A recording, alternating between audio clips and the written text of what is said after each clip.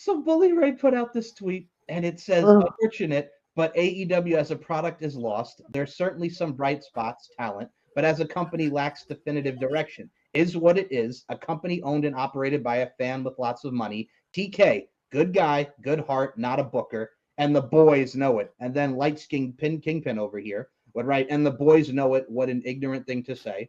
So light skinned Kingpin, because I'm not going to call him Ricochet because it's the most dumbest Twitter handle ever. Light skinned Kingpin would write, 100% disagree with you. And then somebody would write out under him, the product currently has Hurt Syndicate against GOA and Ricochet feud, FTR versus CNC feud, MJF versus Briscoe feud, Don Callis family takeover versus Hangman Story as well as Darby versus Death Riders feud. How is it lost? And then light skinned Kingpin would write, because it's not another Roman versus Seth or another Punk versus Drew or another Sheamus versus Miro or another Seth versus Punk or another Drew versus Seth. I could keep going. Okay.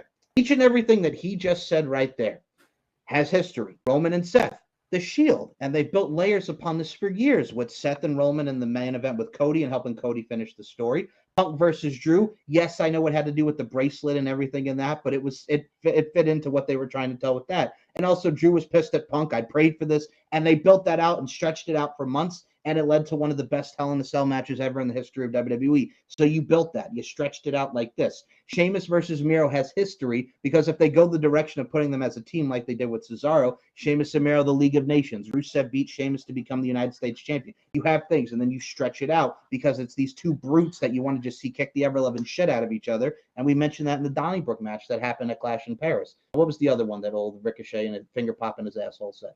Seth versus Seth.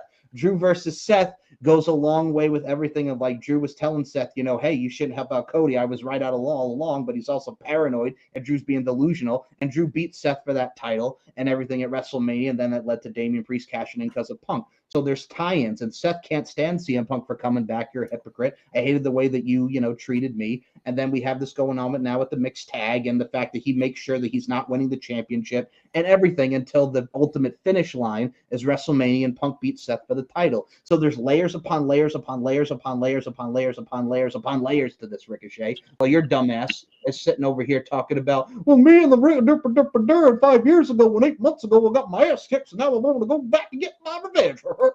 And it's just like you have no room to stand on, and all of these things, and I say it all the time with this company, is out of mothballs. And that's the problem that he's not getting, is because a lot of it is just out of mothballs, and Tony just books out of a fucking whim.